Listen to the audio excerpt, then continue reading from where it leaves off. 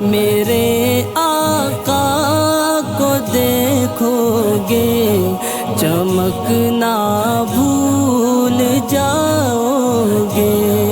اعوذ باللہ من الشیطان الرجیم،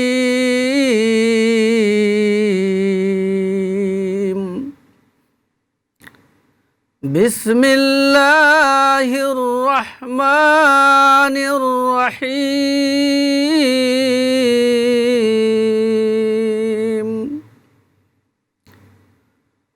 قد جاءکم من اللہ نور وکتاب مبین،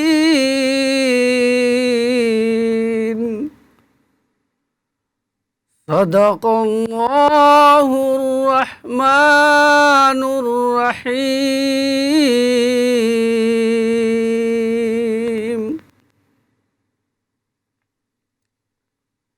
السلام علیکم ورحمۃ اللہ وبرکاتہ۔ ناظرین کرام، کل کے بیان میں نے ظہور اسلام سے پہلے عرب کے کچھ حالات بیان کرنے کے بعد ایران کے حالات بیان کیے تھے۔ آج روم اور ہندوستان وغیرہ کے حالات انشاءاللہ بیان کیے جائیں گے۔ ناظرین، روم و فرنگ جو خود کو دین و دنیا اور مذہب و حکومت کے تاجدار کہلاتے تھے، ان کی حالت ایران سے بھی بدتر تھی۔ اصلی اور خالص صاف و شفاف عیسائیت مدتوں پہلے مسخ ہو چکی تھی۔ حضرت عیسیٰ علیہ السلام، حضرت مریم علیہ السلام اور روح القدس یعنی حضرت جبریل علیہ السلام کے مراتب کے تعین میں عیسائیوں میں 20 فرقے پیدا ہو گئے تھے۔ توحید کی جگہ تثلیث اور مشرکانہ رسوم نے لے رکھی تھی۔ عیسائی حضرت عیسیٰ اور حضرت مریم کے بت بنا کر ان کی پرستش کیا کرتے تھے۔ دین کی باغ ڈور گمراہ اور دنیا پرست پادریوں کے ہاتھوں میں آ چکی تھی۔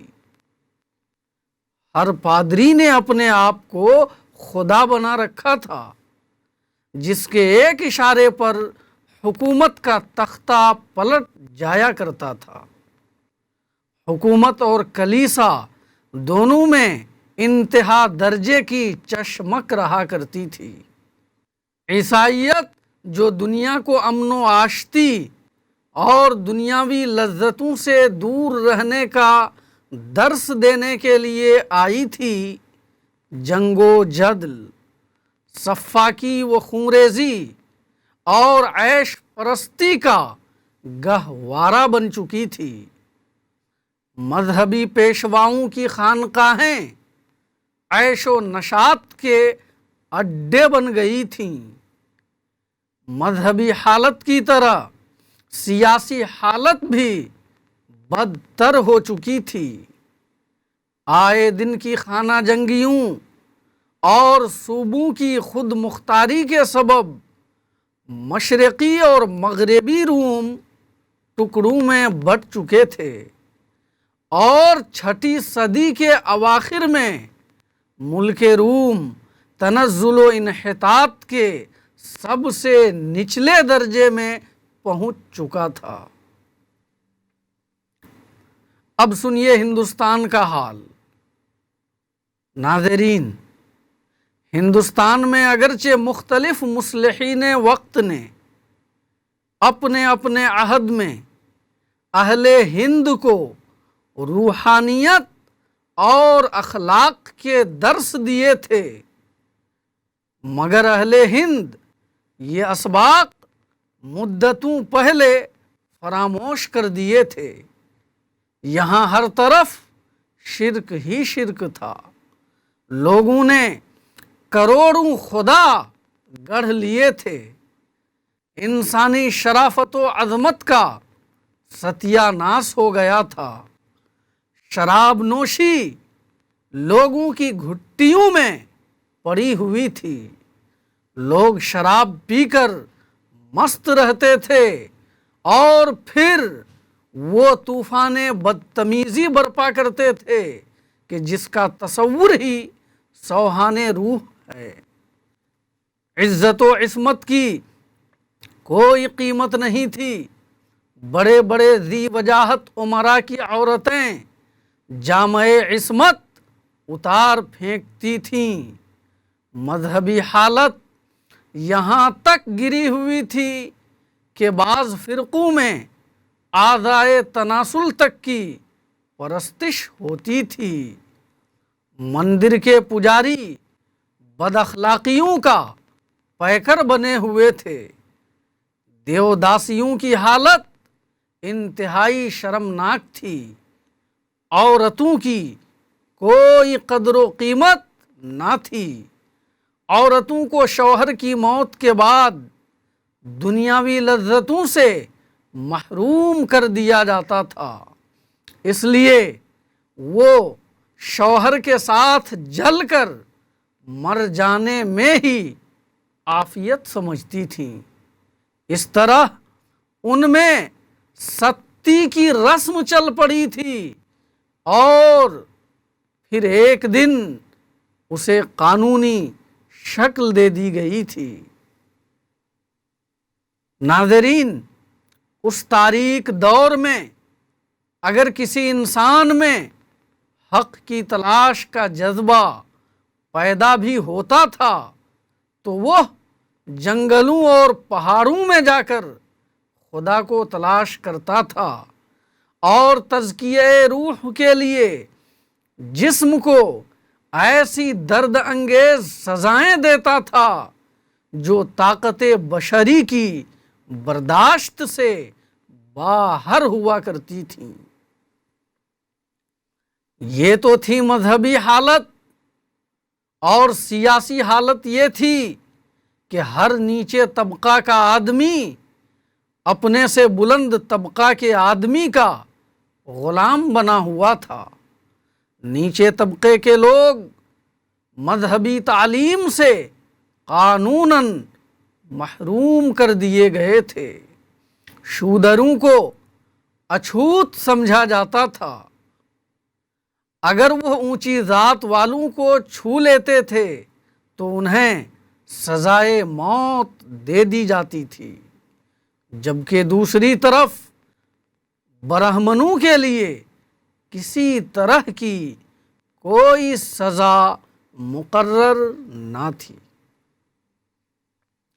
اب سنیے بنی اسرائیل کا حال، جن کا اصل وطن مصر اور شام وغیرہ کا علاقہ تھا۔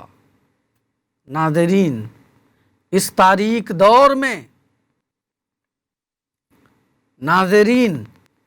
اس تاریک دور میں اگر کوئی قوم کائنات عالم میں انقلاب لا سکتی تھی اور اصلاح و ہدایت کے فرائض انجام دے سکتی تھی تو وہ بنی اسرائیل تھے، جن کا مذہب آسمانی اور الہامی تھا، جو آسمانی کتاب تورات کے قاری و حامل تھے، جن کے آباء و اجداد میں سینکڑوں انبیاء و مرسلین تشریف لائے تھے، مگر اس قوم نے بھی اپنے ہاتھوں اپنا بیڑا غرق کر لیا تھا۔ انہوں نے مذہب کی تعلیمات کو پسے پشت ڈال دیا تھا اور اس طرح وہ اپنے مذہب سے منحرف ہو چکے تھے۔ وہ انتہائی مغرور اور متکبر ہو چکے تھے۔ ان کا عقیدہ تھا کہ پوری دنیا میں صرف وہی خدا کے محبوب اور پیارے ہیں، بلکہ خود کو خدا کا کنبہ قرار دیتے تھے۔ وہ کہتے تھے کہ چونکہ وہ خدا کے محبوب اور پیارے ہیں اس لیے ان سے کوئی مواخذہ نہیں ہونے والا ہے، اور اگر ہوا بھی تو بہت جلد ان کو رہائی حاصل ہوگی اور 40 دن کے اندر اندر ان کے لیے بخشش کا پروانہ جاری ہوگا۔ انہوں نے مذہب کی تعلیمات کو تعویل و تحریف کے ذریعے اپنی خواہش کے مطابق اور احکام الہیہ کو توڑ مروڑ کر اپنے مقصد کے مطابق کر لیا تھا۔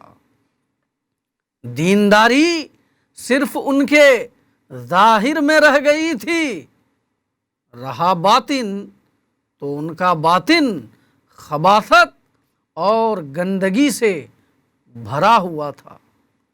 اپنے مذہب میں سینکڑوں قسم کے اوہام و خرافات شامل کر لیے تھے۔ انتہا درجہ کے طماع، حریص اور لالچی تھے۔ سود خوری ان کی فطرت ثانیہ بن گئی تھی، جس کی نحوست سے وہ نہایت سنگ دل اور نہایت شقی القلب ہو گئے تھے۔ ان کا مذہب اگرچہ قدیم تھا لیکن ان کی ذلت اور خساست کے سبب ان کی کوئی سیاسی اہمیت نہیں رہ گئی تھی۔ وہ اپنے مذہبی مرکز بیت المقدس تک کو اپنے قبضے میں نہیں رکھ سکے تھے اور دوسرے ملکوں میں آوارہ پھرا کرتے تھے۔ ان کی خسیس عادات و خصائل کی بنیاد پر ہر جگہ ان کے ساتھ ذلت و تحقیر کا برتاؤ کیا جاتا تھا۔